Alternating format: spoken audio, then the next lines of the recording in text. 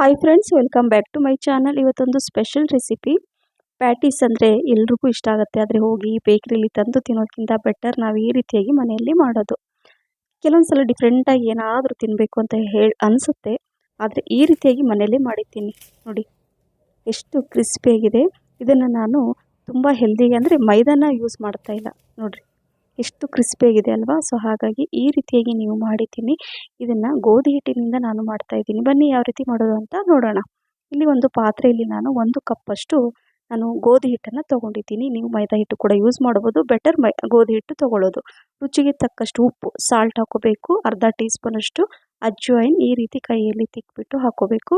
ಮತ್ತು ಇಲ್ಲಿ 2-3 ಟೀ ಸ್ಪೂನಷ್ಟು ತುಪ್ಪ ಹಾಕೊಳ್ತಾ ಇದ್ದೀನಿ, ಅಥವಾ ನೀವು ಎಣ್ಣೆ ಕೂಡ ಹಾಕೋಬಹುದು. 1 ಚಿಟಿಕೆಯಷ್ಟು ಕುಕ್ಕಿಂಗ್ ಸೋಡಾ, ಅಡುಗೆ ಸೋಡಾನ ಹಾಕ್ಕೊಂಡು ಮೊದಲು ಈ ರೀತಿ ಅದನ್ನೆಲ್ಲ ಈ ಥರ ಮಿಕ್ಸ್ ಮಾಡ್ಕೋಬೇಕು. ನೋಡಿ, ನನ್ನ ಕೈಯಲ್ಲಿ ಎಲ್ಲ ತಿಕ್ಬಿಟ್ಟು ಈ ಥರ ಅಂದರೆ ಆ ತುಪ್ಪ ಎಲ್ಲ ಆ ಹಿಟ್ಟಲ್ಲಿ ಹೊಂದ್ಕೋಬೇಕು. ಆವಾಗ ಏನಾಗುತ್ತೆ, ಕ್ರಿಸ್ಪಿಯಾಗಿ ಬರುತ್ತೆ. ಸ್ವಲ್ಪ ನೀರು, ಎಷ್ಟು ಬೇಕೋ ಅಷ್ಟು ಸ್ವಲ್ಪ ಸ್ವಲ್ಪನೇ ನೀರು ಹಾಕ್ಕೊಂಡ್ಬಿಟ್ಟು ಹಿಟ್ಟನ್ನು ಟೈಟಾಗಿ ಕಲಿಸ್ಬೇಕು. ತುಂಬ ಮೆತ್ತಗೆ ಹಿಟ್ಟನ್ನು ಕಲಿಸ್ಕೋಬಾರ್ದು.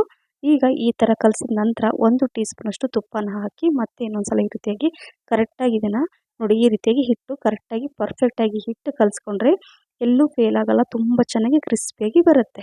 ಸೊ ಈಗ ಈ ಹಿಟ್ಟನ್ನು ಕಲಸಿ ನಾನು ಸೈಡಲ್ಲಿ ಇಟ್ಕೊಂಡ್ಬಿಡ್ತೀನಿ. ಸೊ ನೋಡಿದ್ರಲ್ಲ, ನಾನು ಗೋಧಿ ಹಿಟ್ಟಿನಿಂದ ಹಿಟ್ಟನ್ನು ಕಲಸಿ ಸೈಡಲ್ಲಿ ಇಟ್ಕೊಂಡಿದ್ದೀನಿ.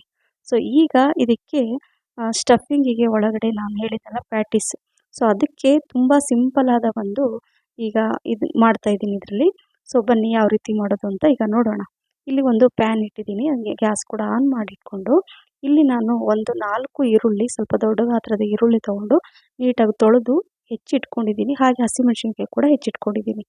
2-3 ಟೀ ಸ್ಪೂನಷ್ಟು ಎಣ್ಣೆ ಹಾಕ್ಕೊಂಡು ಸ್ವಲ್ಪ ಬಡೆ ಸೋಂಪು, ಸ್ವಲ್ಪ ಜೀರಿಗೆ, ಹಾಗೆ ಸ್ವಲ್ಪ ಇಂಗು ಸ್ವಲ್ಪನೇ ಹಾಕ್ಕೊಳ್ಳಿ. ನಂತರ ಹೆಚ್ಚಿರುವಂತಹ ಹಸಿಮೆಣಸಿನ್ಕಾಯಿ ಹಾಗೆ ಈರುಳ್ಳಿ ನೋಡಿ, ಈ ರೀತಿಯಾಗಿ ಈರುಳ್ಳಿ ಉದ್ದಕ್ಕೆ ಹೆಚ್ಕೋಬೇಕು. ಸೊ ಇದು ಮೇನ್ ಈರುಳ್ಳಿ ಪ್ಯಾಟೀಸ್ ಅಂತಲೇ ಹೇಳ್ಬೋದು. ಸ್ವಲ್ಪ ಜಿಂಜರ್, ಶುಂಠಿನ ಸ್ವಲ್ಪ ಕಟ್ ಮಾಡಿ ಹಾಕೊಳ್ತಾ ಇದ್ದೀನಿ. ಹಾಗೆ ಒಂದು ಅರ್ಧ ಕಪ್ಪಷ್ಟು ಹಸಿ ಬಟಾಣಿ ಅಥವಾ ಫ್ರೋಝನ್ ಮಟರ್ ಕೂಡ ನೀವು ಯೂಸ್ ಮಾಡ್ಬೋದು. ಸೊ ಈಗ ಇದನ್ನು ಹಾಕ್ಕೊಂಡು ಹೈ ಫ್ಲೇಮಲ್ಲೇ ಸ್ವಲ್ಪ ಕ್ರಂಚಿಯಾಗಿರಬೇಕು ಆ ಥರ ಫ್ರೈ ಮಾಡ್ಕೋಬೇಕು. ಅರ್ಧ ಟೀ ಸ್ಪೂನಷ್ಟು ಧನಿಯಾ ಪುಡಿ, ಅರ್ಧ ಟೀ ಸ್ಪೂನಷ್ಟು ಜೀರಿಗೆ ಪುಡಿ, ಸ್ವಲ್ಪ ಅರಿಶಿನ, ಹಾಗೆ 1/4 ಟೀ ಸ್ಪೂನಷ್ಟು ಪೆಪ್ಪರ್ ಪೌಡರ್ ಹಾಕೋಬೇಕು. 1 ಟೀ ಸ್ಪೂನಷ್ಟು ಚಾಟ್ ಮಸಾಲ, ಸ್ವಲ್ಪ ರುಚಿಗೆ ತಕ್ಕಷ್ಟು ಉಪ್ಪು, ಇದನ್ನೆಲ್ಲ ಹಾಕ್ಕೊಂಡು ಮಿಕ್ಸ್ ಮಾಡ್ಕೋಬೇಕು. ನೋಡಿದ್ರಲ್ಲ, ತುಂಬ ಕಡಿಮೆ ಸಾಮಗ್ರಿಗಳನ್ನ ಯೂಸ್ ಮಾಡಿ ಮಾಡ್ತಾಯಿದ್ದೀನಿ. ಇಷ್ಟೇ ಸಾಕು, ಜಾಸ್ತಿ ಮಸಾಲೆ ಬೇಡ. ಜೀರಿಗೆ, ಧನಿಯಾ ಪುಡಿ ಒಂದಿದ್ರೆ ತುಂಬ ಚೆನ್ನಾಗಿರುತ್ತೆ. ಚಾಟ್ ಮಸಾಲ ಇಲ್ಲಾಂದರೆ ನೀವು ಆಮ್ಚೂರ್ ಪೌಡ್ರು ಕೂಡ ಯೂಸ್ ಮಾಡ್ಬೋದು. ಈಗ ಇದನ್ನೆಲ್ಲ ಮಿಕ್ಸ್ ಮಾಡಿದ ನಂತರ ಇಲ್ಲಿ ಮೇನ್ ನೋಡಿ, ಮಕ್ಕಳಿಗೆ ಚೀಸ್ ಅಂದರೆ ತುಂಬಾ ಇಷ್ಟ. ಸೊ ಹಾಗಾಗಿ ಇವತ್ತು ನೋಡಿ ಈ ಥರ ನಾನು ಚೀಸ್ ಸ್ಲೈಸನ್ನು ತೊಗೊಂಡಿದ್ದೀನಲ್ವ, ಅದನ್ನು ಇದರಲ್ಲಿ ಹಾಕ್ಕೊಳ್ತಾ ಇದ್ದೀನಿ. ಮೊದಲು 1 ಚೀಸ್ ಸ್ಲೈಸನ್ನು ಹಾಕ್ಕೊಂಡಿದ್ದೀನಿ, ಹಾಗೆ ಇನ್ನೊಂದು ಜಸ್ಟ್ ಇಲ್ಲಿ 2 ಚೀಸ್ ಸ್ಲೈಸನ್ನು ಹಾಕ್ಕೊಂಡಿದ್ದೀನಿ. ತುಂಬ ಚೆನ್ನಾಗಿರುತ್ತೆ ತಿನ್ನುವಾಗ, ಫ್ಲೇವರ್ ತುಂಬ ಚೆನ್ನಾಗಿ ಬರುತ್ತೆ. ಸೊ ಹಾಗಾಗಿ ಇದೊಂಥರ ತುಂಬ ಚೆನ್ನಾಗಿರುತ್ತೆ, ಬೇಕ್ರಿಗಿಂತನೂ ರುಚಿಯಾಗಿರುತ್ತೆ. ಹಾಗಾಗಿ ನಾನು ಹೇಳ್ತಾ ಇದ್ದೀನಿ ಪದೇ ಒಮ್ಮೆ ಈ ರೀತಿ ಟ್ರೈ ಮಾಡಿ, ನಿಮ್ಮ ಫೇವ್ರೆಟ್ ರೆಸಿಪಿ ಆಗಿಬಿಡುತ್ತೆ. ಮಿಕ್ಸ್ ಮಾಡಿದ ಮೇಲೆ ಈಗ ಲಾಸ್ಟಲ್ಲಿ ಸ್ವಲ್ಪ ಜಾಸ್ತಿ ಪ್ರಮಾಣದಲ್ಲಿ ಕೊತ್ತಂಬರಿ ಸೊಪ್ಪು ಹಾಗೆ ಪುದೀನ ಸೊಪ್ಪನ್ನು ಹೆಚ್ಚಿಬಿಟ್ಟು ಇಟ್ಕೊಂಡಿದ್ದೀನಿ ನೋಡಿ. ಸೊ ಈಗ ಇದನ್ನು ಇದರಲ್ಲಿ ಹಾಕ್ಕೊಳ್ತಾ ಇದ್ದೀನಿ. ಹಾಕ್ಕೊಂಡು ಜಸ್ಟ್ ಅದನ್ನು ಗ್ಯಾಸ್ ಫ್ಲೇಮ್ ಕೂಡ ನಾನು ಆಫ್ ಮಾಡಿದ್ದೀನಿ. ಸೊ ಇದನ್ನು ಮಿಕ್ಸ್ ಮಾಡ್ಕೋಬೇಕು ನೋಡಿ, ಇಷ್ಟು ಸಾಕು, ಜಾಸ್ತಿ ಮೆತ್ತಗಾಗೋ ಥರ ಎಲ್ಲ ನೀವು ಮಾಡ್ಕೋಬೇಡಿ. ನೋಡಿ ಈಗ ಈ ಸ್ಟಫಿಂಗ್ ರೆಡಿಯಾಗಿದೆ. ಸೊ ಇದು ತುಂಬ ಚೆನ್ನಾಗಿರುತ್ತೆ. ಸೊ ಈಗ ಇದೇನಂದರೆ ಸ್ವಲ್ಪ ತಣ್ಣಗಾಗಲಿ, ತುಂಬ ಬಿಸಿ ಇದೆ ಅಲ್ವಾ, ಹಾಗಾಗಿ ಇದನ್ನು ಸ್ವಲ್ಪ ಸೈಡಲ್ಲಿ ಇಟ್ಕೊಂಡ್ಬಿಡ್ತೀನಿ ಈ ಥರ ಮಿಕ್ಸ್ ಮಾಡಿ. ಈಗ ಮೇನ್ ಏನಂದರೆ ಈಗ ನಾವು ಹಿಟ್ಟು ಕಲಸಿಟ್ಟಿದ್ದೀನಲ್ವ, ಸೊ ಅದು ಕೂಡ ಸ್ವಲ್ಪ ಒಂದು 10 ನಿಮಿಷ ರೆಸ್ಟಲ್ಲಿತ್ತು. ಸೊ ಈಗ ಇದನ್ನು ಒಂದು ನಾನು ಕ್ರಿಸ್ಪಿಯಾಗಿ ಬರಲಿಕ್ಕೆ, ಲೇಯರ್ ಆಗಿ ಬರಲಿಕ್ಕೆ ನೋಡಿ 2 ಟೀ ಸ್ಪೂನಷ್ಟು ಕಾರ್ನ್ ಫ್ಲೋರ್ ಹಾಕ್ಕೊಂಡಿದ್ದೀನಿ. ಹಾಗೆ 2-3 ಟೀ ಸ್ಪೂನಷ್ಟು ತುಪ್ಪ ಹಾಕೋಬೇಕು. ಇದನ್ನು ಮಿಕ್ಸ್ ಮಾಡ್ಕೊಂಡ್ರೆ ಏನಾಗುತ್ತೆ, ಈ ಪೇಸ್ಟನ್ನೇ ನಾವು ನಿಮ್ಗೆ ತೋರಿಸ್ತೀನಿ ನಾನು ಯಾವ ರೀತಿ ಯೂಸ್ ಮಾಡ್ತೀನಂತ. ಸ್ವಲ್ಪ ಕಡಿಮೆ ಅನ್ನಿಸ್ತು, ಹಾಗಾಗಿ ಇನ್ನೂ 2 ಟೀ ಸ್ಪೂನಷ್ಟು ತುಪ್ಪನ ಹಾಕ್ಕೊಂಡು ಈ ಕಾರ್ನ್ ಫ್ಲೋರಲ್ಲಿ ಇದನ್ನು ಚೆನ್ನಾಗಿ ಮಿಕ್ಸ್ ಮಾಡಿ ಇಟ್ಕೋಬೇಕು. ನೋಡಿ ಈ ರೀತಿಯಾಗಿ ಇರಬೇಕು, ಇದರಿಂದನೇ ತುಂಬ ಚೆನ್ನಾಗಿ ಕ್ರಿಸ್ಪಿ ಮತ್ತು ಲೇಯರ್ ಆಗಿ ಬರುತ್ತೆ. ಸೊ ಈಗ ಅದನ್ನು ಸೈಡಲ್ಲಿ ಇಟ್ಕೊಂಡು ಹಿಟ್ಟು ಒನ್ ಟೈಮ್ ಈ ಥರ ಚೆನ್ನಾಗಿ ಕಲಿಸ್ಕೊಳ್ತಾ ಇದ್ದೀನಿ ನೋಡಿ. ಹಿಟ್ಟು ಕೂಡ ಪರ್ಫೆಕ್ಟಾಗಿ ಬಂದಿದೆ. ಗಟ್ಟಿಯಾಗಿ ಕಲಿಸ್ಬೇಕು ಹಿಟ್ಟು, ನಿಮಗೆ ಮೊದಲೇ ಹೇಳಿದ್ದೀನಿ. ತುಂಬ ಸಾಫ್ಟಾಗಿ ಮೆತ್ತಗೆ ಕಲಿಸ್ಕೋಬೇಡಿ. ಕ್ರಿಸ್ಪಿಯಾಗಿ ಬರಬೇಕಂದ್ರೆ ಹಿಟ್ಟು ಸ್ವಲ್ಪ ಗಟ್ಟಿಯಾಗಿ ಇರಬೇಕು. ಈಗ ಇಲ್ಲೇನು ಮಾಡೋಣ ಅಂದರೆ ಇದರಲ್ಲಿ ನಾನು ಈ ಚಪಾತಿ ಹಿಟ್ಟಿನ ಹದಕ್ಕೆ ನಾನು ಅಥವಾ ಸ್ವಲ್ಪ ಕಡಿಮೆ ಕೂಡ ತೊಗೋಬೋದು. ಸ್ವಲ್ಪ ಚಿಕ್ಕ ಚಿಕ್ಕದು ಹಿಟ್ಟು ಅಂದರೆ ತೊಗೊಂಬಿಟ್ಟು ನಾನೀಗ ಇಟ್ಕೊಳ್ತೀನಿ.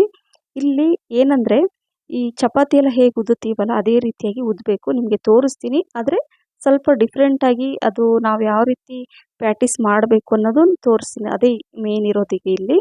ಇಲ್ಲಿ ಸ್ವಲ್ಪ ಗೋಧಿ ಹಿಟ್ಟನ್ನು ಹಾಕ್ಕೊಂಡು ಚಪಾತಿ ಯಾವ ರೀತಿ ಉದ್ಕೊಳ್ತೀವಲ್ಲ ಅದೇ ರೀತಿ, ಆದರೆ ತೆಳುವಾಗಿರಬೇಕು, ತುಂಬ ದಪ್ಪ ಇರಬಾರ್ದು. ಸೊ ಹಾಗಾಗಿ ಎಷ್ಟಾಗುತ್ತೋ ಅಷ್ಟು ತೆಳುವಾಗಿ ಉದ್ಕೋಬೇಕಾಗತ್ತೆ. ಸೊ ನೋಡಿ, ಈಗ ಸೇಮ್ ಅದೇ ರೀತಿ ನಾನು ಹೇಳಿದೆ ನಿಮಗೆ ಎಷ್ಟಾಗುತ್ತೋ ಅಷ್ಟು, ಎಷ್ಟು ತೆಳುವಾಗಿ ನೀವು ಲಟ್ಟಿಸ್ಕೊಳ್ತೀರೋ ಅಷ್ಟು ತುಂಬ ಚೆನ್ನಾಗಿ ಕ್ರಿಸ್ಪಿಯಾಗಿ ಬರುತ್ತೆ. ನೋಡಿ, ಈಗ ಇದು ಉದ್ಕೊಂಡ್ಬಿಟ್ಟು ಒಂದು ಪ್ಲೇಟಲ್ಲಿ ಇಟ್ಕೊಂಡಿದ್ದೀನಿ. ಸೊ ಈಗ ಸೇಮ್ ಅದೇ ರೀತಿ ಇನ್ನೊಂದು ಅದೇ ರೀತಿ ತೆಳುವಾಗಿ ನಾನು ಉದ್ಕೊಂಡು ಸೇಮ್ ಅದೇ ಪ್ಲೇಟಲ್ಲಿ ಇಡ್ತಾಯಿದ್ದೀನಿ. ಇವು ಒಂದಕ್ಕೊಂದು ಅಂಟ್ಕೊಳ್ಳೋದಿಲ್ಲ, ಯಾಕಂದರೆ ಹಿಟ್ಟು ಗಟ್ಟಿ ಇದೆ ಮತ್ತು ತುಪ್ಪ ಕೂಡ ಹಾಕಿ ಕಲಸಿದ್ದೀವಿ. ಈಗ 4 ಈ ರೀತಿ ಚಪಾತಿ ಥರ ತೆಳ್ಳಗೆ ಉದ್ದಿ ಇಟ್ಕೊಂಡಿದ್ದೀನಿ. 4 ಇದೆ ಒಟ್ಟು. ಈಗ ಮೊದಲು ಲೇಯರ್ ಅಂದರೆ ಮೊದಲು ಒಂದು ಚಪಾತಿ ಇದೆ ಅಲ್ವಾ, ಇದರಲ್ಲಿ ನಾವೇನೋ ಅದನ್ನು ರೆಡಿ ಮಾಡಿಟ್ಟಿದ್ದೀನಲ್ಲ ಆ ತುಪ್ಪ ಮತ್ತು ಕಾರ್ನ್ಫ್ಲೋರ್ದು ಅದನ್ನು ಹಚ್ಕೊಂಡೆ, ನೀವು ನೋಡ್ತಾ ಇರೋದು ಹಚ್ಕೊಂಡು ಕರೆಕ್ಟಾಗಿ ಎಲ್ಲ ಕಡೆ ಸ್ಪ್ರೆಡ್ ಮಾಡಬೇಕು. ಮತ್ತು ಅದ್ರ ಮೇಲೆ ಇನ್ನೊಂದು ಚಪಾತಿ ಈ ಥರ ಇಡಬೇಕು. ಮತ್ತು ಸೇಮ್ ಅದೇ ರೀತಿಯಾಗಿ ಅದ್ರ ಮೇಲೆ ಎಲ್ಲ ಕರೆಕ್ಟಾಗಿ ಸ್ಪ್ರೆಡ್ ಮಾಡಿ ಮತ್ತು ಇನ್ನೊಂದು ಚಪಾತಿ ಲಟ್ಸಿರುವಂತಹ ಚಪಾತಿನ ಹಾಕಿ ಮತ್ತು ಸೇಮ್ ಅದು ಕಾರ್ನ್ಫ್ಲೋರು ಪೇಸ್ಟ್ ಇದೆಯಲ್ಲ ಅದನ್ನು ಹಾಕ್ಕೊಂಡು ಮತ್ತು ಇನ್ನೊಂದು ಲಾಸ್ಟಲ್ಲಿ ಒಟ್ಟು 4 ಇದೆ ಚಪಾತಿ. ಇದು 4 ಈ ರೀತಿ ಮಾಡಿಕೊಂಡ್ರೆ ಏನಾಗುತ್ತೆ, ಲೇಯರ್ ಲೇಯರಾಗಿ ಬರುತ್ತೆ, ಕ್ರಿಸ್ಪಿಯಾಗಿ ಬರುತ್ತೆ. ಸೊ ಈಗ ಸ್ವಲ್ಪ ಹಿಟ್ಟನ್ನು ಹಾಕ್ಕೊಂಡು ಲೈಟಾಗಿ, ತುಂಬ ಜೋರಾಗಿ ಒತ್ತಬಾರ್ದು, ನಿಧಾನಕ್ಕೆ ಈ ಥರ ಏನಂದರೆ ಉದ್ಕೋಬೇಕು. ಈಗ ಇಲ್ಲಿ ಒಂದು ಸ್ವಲ್ಪ ಮತ್ತೆ ಆ ಪೇಸ್ಟನ್ನು ಹಚ್ಕೊಂಡು ನೋಡ್ತಾ ಇರ್ಬೋದು ನೀವು, ನಾನು ಯಾವ ರೀತಿ ತೋರಿಸ್ತಾ ಇದ್ದೀನಲ್ಲ ಅದೇ ರೀತಿಯಾಗಿ ಮಾಡ್ಕೊಳ್ಳಿ. ಈಗ ಈ ರೀತಿಯಾಗಿ ಫೋಲ್ಡ್ ಮಾಡ್ಕೋಬೇಕು ಮೊದಲು. ಸೊ ಎರಡೂ ಕಡೆ ಈ ಥರ ಫೋಲ್ಡ್ ಮಾಡಿದ ಮೇಲೆ ನೋಡಿ, ಮತ್ತೆ ಈ ರೀತಿಯಾಗಿ ಚೌಕಾಕಾರದಲ್ಲಿ ಇದನ್ನು ನಾನು ಫೋಲ್ಡ್ ಮಾಡ್ಕೊಳ್ತಾ ಇದ್ದೀನಿ. ಸೊ ಈ ರೀತಿ ಮಾಡೋದ್ರಿಂದನೇ ಅದು ಕ್ರಿಸ್ಪಿಯಾಗಿ ಲೇಯರ್ ಲೇಯರಾಗಿ ಬರುತ್ತೆ, ತುಂಬ ಚೆನ್ನಾಗಿರುತ್ತೆ. ಸೊ ಎಲ್ಲೂ ಮನೆಯಲ್ಲಿ ಮಾಡಿದಂಥ ಯಾರಿಗಾದ್ರೂ ಈ ಥರ ಮಾಡಿಕೊಡಿ, ನಂಬೋದೇ ಇಲ್ಲ ಇಷ್ಟೊಂದು ಈ ರೀತಿಯಾಗಿ ಮನೆಯಲ್ಲೇ ಮಾಡಿದ್ದಂದರೆ. ಸೊ ನಾನು ಯಾವ ರೀತಿ ತೋರಿಸಿದ್ದೀನಲ್ಲ ಅದೇ ರೀತಿಯಾಗಿ ಮಾಡ್ಕೊಳ್ಳಿ, ನಿಧಾನಕ್ಕೆ ಉದ್ಕೋಬೇಕು. ಸೊ ನೋಡಿದ್ರಲ್ಲ, ಈ ರೀತಿ ಚೌಕಾಕಾರದಲ್ಲಿ ಇದನ್ನು ನಾನು ಸ್ವಲ್ಪ ಹಿಟ್ಟು ಬೇಕಾದ್ರೆ ಹಾಕ್ಕೊಂಡು ನೀವು ಒಣ ಹಿಟ್ಟನ್ನು ಉದ್ಕೋಬೇಕು. ಈಗ ಒಂದು ಚಾಕುವಿನ ಸಹಾಯದಿಂದ ಸೈಡೆಲ್ಲ ಈ ಥರ ಕಟ್ ಮಾಡ್ಕೋಬೇಕು ನೀಟಾಗಿ, ಅಂದರೆ ಸೇಮ್ ಒಂದೇ ಚೌಕಾಕಾರದಲ್ಲಿ ಇರಬೇಕು. ಸೊ ನೋಡ್ತಾ ಇದ್ದೀರಲ್ಲ, ನಾನು ಯಾವ ರೀತಿ ತೋರಿಸ್ತಾ ಇದ್ದೀನಲ್ಲ ಇದೇ ರೀತಿಯಾಗಿ ಕಟ್ ಮಾಡ್ಕೋಬೇಕು. ನೋಡಿ, ಈಗ ಇದನ್ನು ಸೈಡಲ್ಲಿ ಇರೋದನ್ನೆಲ್ಲ ತೆಗೆದುಬಿಟ್ಟು ಇಟ್ಕೊಳ್ಳೋಣ. ಸೊ ಈಗ ಮತ್ತೆ ಚಾಕುವಿನಿಂದ ಸೇಮ್ ಎಲ್ಲ ಒಂದೇ ಸೈಜಲ್ಲಿ ಚೌಕಾಕಾರದಲ್ಲಿ ಈ ರೀತಿಯಾಗಿ ನಾನು ಕಟ್ ಮಾಡ್ಕೊಳ್ತಾ ಇದ್ದೀನಿ. ನೋಡಿದ್ರಲ್ಲ, ಈ ರೀತಿ ಮಾಡ್ಕೊಂಡ್ರೆ ಏನಾಗುತ್ತೆ, ಸೇಮ್ ಎಲ್ಲ ಒಂದೇ ಸೈಜಲ್ಲಿ ಇರುತ್ತೆ ಮತ್ತು ಮಾಡ್ಲಿಕ್ಕೆ ಕೂಡ ಬೇಗ ಬೇಗ ಆಗುತ್ತೆ ಅಂತ ಅಷ್ಟೇ. ಈಗ ಬೇಗ ಆಗುತ್ತೆ, ಒಂದೇ ಸಲ ಇಷ್ಟೆಲ್ಲ ನಾವು ಮಾಡ್ಕೋಬೋದು. ಸೊ ಈಗ ಮಾಡಿರೋಂತಹ ಸ್ಟಫಿಂಗ್ ಇದೆಯಲ್ವ, ಈರುಳ್ಳಿ ಮತ್ತು ಈ ಚೀಸ್ದು, ಅದನ್ನು ನೋಡಿ ಈ ರೀತಿ ಸೈಡಲ್ಲಿ ಇಟ್ಬಿಟ್ಟು ಆಮೇಲೆ ಸ್ವಲ್ಪ ಕಾರ್ನ್ಫ್ಲೋರು ಮತ್ತು ತುಪ್ಪದ ಪೇಸ್ಟ್ ಸ್ವಲ್ಪ ಸೈಡಲ್ಲಿ ಹಚ್ಚಿ ಈ ಥರ ನಾನು ತೋರಿಸಿದ್ದು ನೋಡಿ ಆ ಥರ ಮಾಡ್ಕೋಬೇಕು. ಇನ್ನೊಂದು ತೋರಿಸ್ತೀನಿ ನೋಡಿ, ಸ್ವಲ್ಪ ಅದಕ್ಕೆ ಎಷ್ಟು ಬೇಕೋ ಅಷ್ಟು ಫಿಲ್ಲಿಂಗ್ಸನ್ನು ಹಾಕಿ ಸೈಡಲ್ಲಿ ಸ್ವಲ್ಪ ಈ ಕಾರ್ನ್ಫ್ಲೋರ್ ಮತ್ತು ತುಪ್ಪದ ಪೇಸ್ಟ್ ಇದೆಯಲ್ಲ ಅದನ್ನು ಹಚ್ಚಿ ಜಸ್ಟ್ ತುದಿಗೆಲ್ಲ ಟಚ್ ಮಾಡಬಾರ್ದು, ಜಸ್ಟ್ ಆ ಮಿಡ್ಲಲ್ಲಿ ಈ ಥರ ನಾನು ತೋರಿಸಿದ್ದೀನಿ ನೋಡಿ, ಆ ತುದಿಗೆ ನೀವು ಪ್ರೆಸ್ ಮಾಡಿಬಿಟ್ರೆ ಏನಾಗುತ್ತೆ, ಓಪನ್ ಆಗಲ್ಲ, ಲೇಯರ್ ಲೇಯರಾಗಿ ಬರಲ್ಲ, ಕ್ರಿಸ್ಪಿಯಾಗಿ ಬರಲ್ಲ, ಕ್ಲೋಸ್ ಆಗಿಬಿಡುತ್ತೆ. ಸೊ ಹಾಗಾಗಿ ಇದೇ ರೀತಿಯಾಗಿ ಮಾಡ್ಕೋಬೇಕು. ನೋಡಿದ್ರಲ್ಲ, ಸೊ ಈ ರೀತಿಯಾಗಿ ಇರಬೇಕು. ಸೊ ಈ ಪ್ಯಾಟೀಸ್ ಇದೇ ಥರ ನೋಡಿ ತೋರಿಸ್ತಾ ಇದ್ದೀನಿ, ಈ ಥರ ಪ್ರೆಸ್ ಮಾಡ್ಕೋಬೇಕಂದ್ರೆ ಅದರಲ್ಲಿ ಏನಾದರೂ ನಾವು ಸ್ಟಫಿಂಗ್ ಮಾಡಿದ್ವಲ್ಲ ಅದು ನಾವು ಫ್ರೈ ಮಾಡುವಾಗ ಅದು ಆಚೆ ಬರಲ್ಲ ಅಂತ ಅಷ್ಟೇ. ಸೊ ಹಾಗಾಗಿ ಇದೇ ರೀತಿಯಾಗಿ ನೀವು ಮಾಡ್ಕೊಳ್ಳಿ, ತುಂಬ ಸುಲಭವಾಗಿ ನಾನು ನಿಮ್ಗೆ ತೋರಿಸ್ತಾ ಇದ್ದೀನಿ.